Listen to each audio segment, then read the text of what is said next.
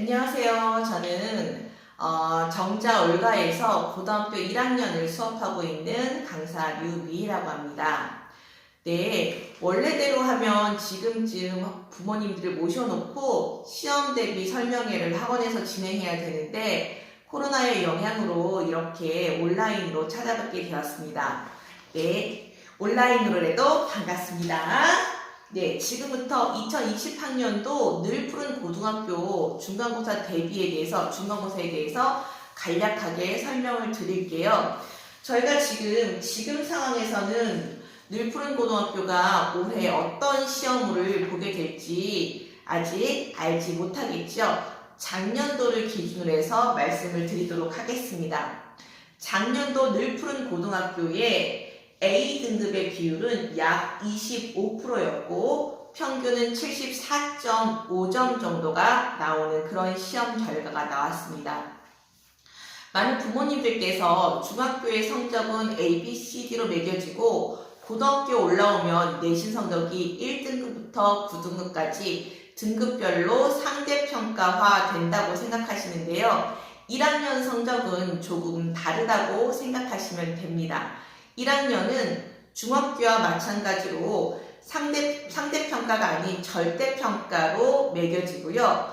A, B, C, D, E 등급으로 점수가 매겨지게 될 것 됩니다. 그래서 1학년의 비율은 대입 반영 비율이 1학년 성적이 대입 반영 비율이 그렇게 높지는 않지만 학교에서 자기 레벨을 정하고 선생님들한테 좋은 인상을 주기 위해서는 1학년 내신 성적도 매우 중요하다는 걸 알고 계시겠죠? 네, 늘푸른 고등학교 학생들은 어떤 학생들이 다니고 있을까를 보면 표준 편차를 보면 좀 알 수가 있는데요. 표준 편차가 18.8로 다른 학교에 비해서 좀 큰 편입니다.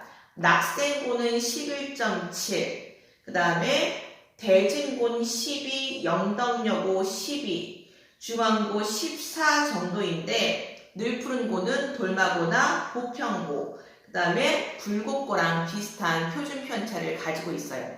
그 얘기는 뭐냐 하면 학생들이 잘하는 학생과 못하는 학생, 성적이 잘 나오는 학생과 성적이 잘 나오지 못하는 학생들의 비율이 골고루 분포되어 있는 그런 학교라고 보시면 될 것 같습니다.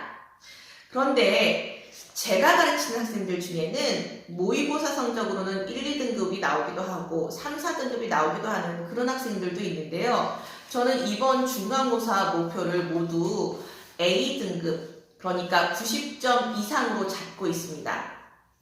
왜냐하면 국어 능력은 조금씩 다르지만 늘푸른 고등학교의 국어 내신 시험은 어느 정도 노력하면 모두 다 잘 볼 수 있는 그런 난이도, 너무 어렵지 않은 그런 시험이 될 거라고 예상하기 때문입니다. 늘푸른 고등학교 작년도 출제 경향과 비율을 보게 되면요. 지필평가의 비율이 70%, 그 다음에 수행평가의 비율이 30%였는데요. 아직 늘푸른 고등학교에서는 정확하게 어떤 비율로 반영할 것인지 얘기하고 있지 않지만, 발표를 하고 있지 않지만 이미 발표가 난 다른 학교들에 비추어 볼 때 올해는 수행평가의 비율이 좀 줄어들지 않을까 하는 생각이 듭니다. 왜 그런지는 다들 짐작을 하실 거예요. 아직 학교에 등교하지 못했고 수행평가라는 것은 등교해서 선생님이 보는 앞에서 해야 되는 그런 부분인데 아직 그러지 못했기 때문에 수행평가를 계약을 하더라도 수행평가를 제대로 할 시간이 아마 부족하지 않을까 하는 생각이 듭니다. 그래서 다른 학교들 같은 경우에는 미리 발표한 특목고들 같은 경우에는 올해는 지필평가의 비율이 늘어나고 있는 그런 추세입니다. 어쨌든 작년도는 70대 30의 비율로 지필과 수행이 이렇게 점수를 차지하고 있는데 지필평가에서 객관식과 서술형의 비율은 80대 20이었습니다. 네. 그리고 늘푸른 고등학교의 출제 경향이라고 한다면 대부분의 분당 지역 학교들이 그렇다시피 교과서의 지문이 다량 출제되고 있다는 점이 특징이라고 할 수 있습니다. 그렇다고 해서 수업 시간에 배우지 않은 지문에서, 아는 작품에서 문제가 나오는 건 아니었고요. 선생님들께서 수업 시간에 나눠준 프린트, 필기 이런 데서 교과서에 나오지 않지만, 자습서에 실리지 않지만 그런 부분에서 시험이 나오고 있었습니다. 작년도 중간고사 같은 경우에는 교과서에 나오는 작품 7개, 학습활동에 나오는 작품 2개, 교과서의 지문이 6개가 나왔는데, 교과서의 지문에 대해서는 조금 이따 다시 설명을 드릴게요. 다시 얘기하면 늘 푸른 고등학교에서 좋은 내신 성적을 받기 위해서는 수업 시간에 열심히 듣는 성실함, 그리고 꼼꼼함, 자기 것을 잘 챙기는 야무진 그런 태도가 필요한 시험이 아닌가, 그런 학교가 아닌가 하는 생각이 듭니다. 그런데 우리 애 같은 경우에는 프린트가 어디 있는지도 모르고 교과서도 맨날 놓고 다니고 큰일이에요, 걱정이에요 하시는 어머니들 계실 거예요. 그래서 학원이 있고 학원 선생님이 있는 거겠죠. 네. 늘 푸른 고등학교의 교과서 이외의 교과서 외 지문의 출제 경향을 잠깐 살펴보도록 하겠는데요. 이 가의 10년을 경영하여 초려 3단 지어내니 하는 작품, 어려운 부시들 생각이 나실 거예요.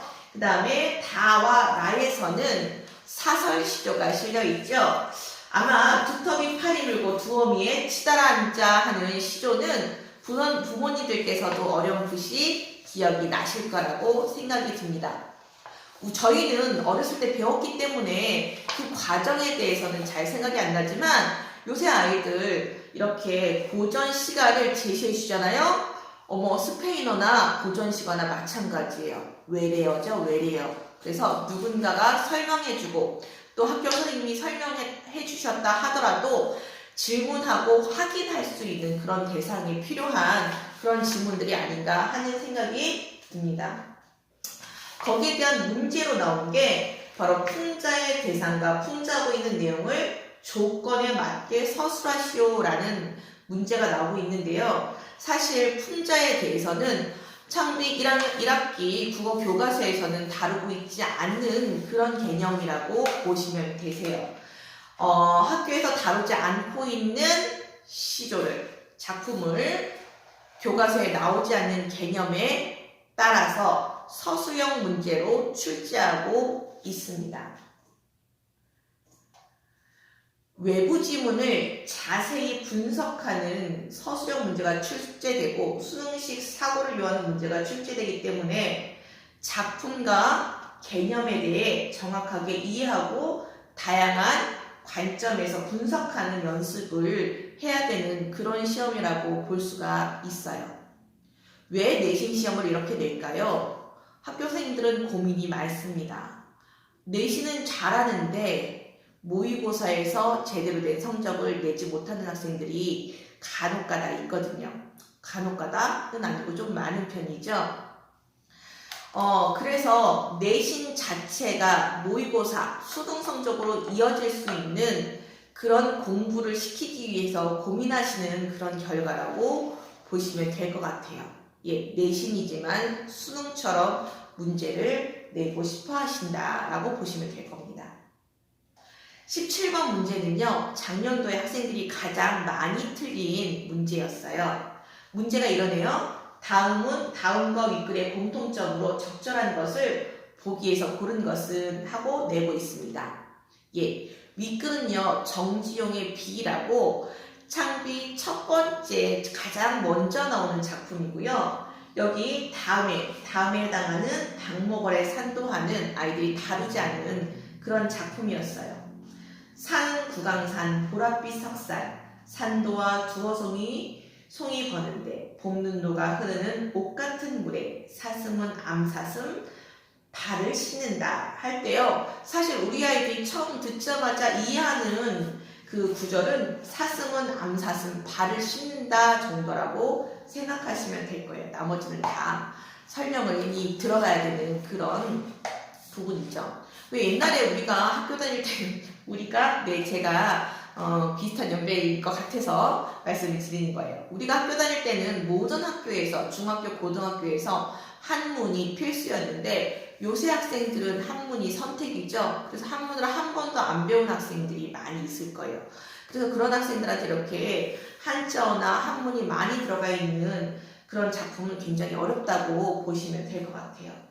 그리고 보기에 다음 거 윗글의 공통점을 보기에서 고르는 건데요. 여기 보시면 음성 상징어라든지 감각의 전이, 압축적 표현, 대상의 속성 같은 말들도 의외로 아이들이 많이 어려워하는 그런 어휘라고 보시면 됩니다. 그래서 요새 아이들 시험을 준비하다 보면 정말 다 떠먹여줘야 된다라는 생각이 들 정도로 어휘가 부족한 그런 학생들이 많은데 그런 학생들한테는 좀 어려운 시험이 되겠죠.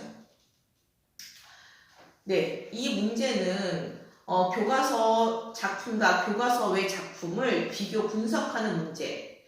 그죠? 그래서 수업에 소홀하면 놓치기 쉬운 그런 꼼꼼함을 요하는, 성실함을 요하는 그런 문제라고 보시면 될 것 같습니다. 늘푸른 고등학교의 시험을 전반적으로 평가를 하자면 단일 시험에서 다뤄지는 작품이 15개나 되고 있죠. 15개 정도까지껏 하면 되죠.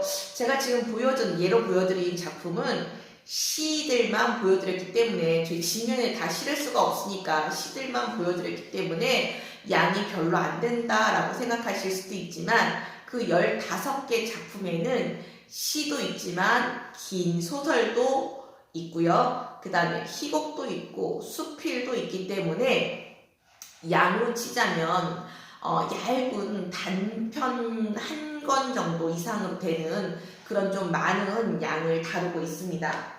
그리고 교과서의 작품 위주로 수업이 진행되고 그래서 평소 문학작품을 감상하는 능력을 기르는 것이 중요하다고 시험을 잘 볼 수 있는 그런 키워드라고 생각하시면 될 거예요. 그러면 이쯤 돼서 어머니들의 표정이 이렇게 되지 않았을까 하는 생각이 듭니다. 아니 평소에 여러 문학작품을 잘 분석하는 능력을 기르는 거 중요하죠. 그런데 이제 시험이 딱 한 달 남았는데 지금 와서 어떻게 하죠? 하는 이런 의문을 가지신 표정을 가지신 분들이 계실 텐데요. 방법이 있습니다.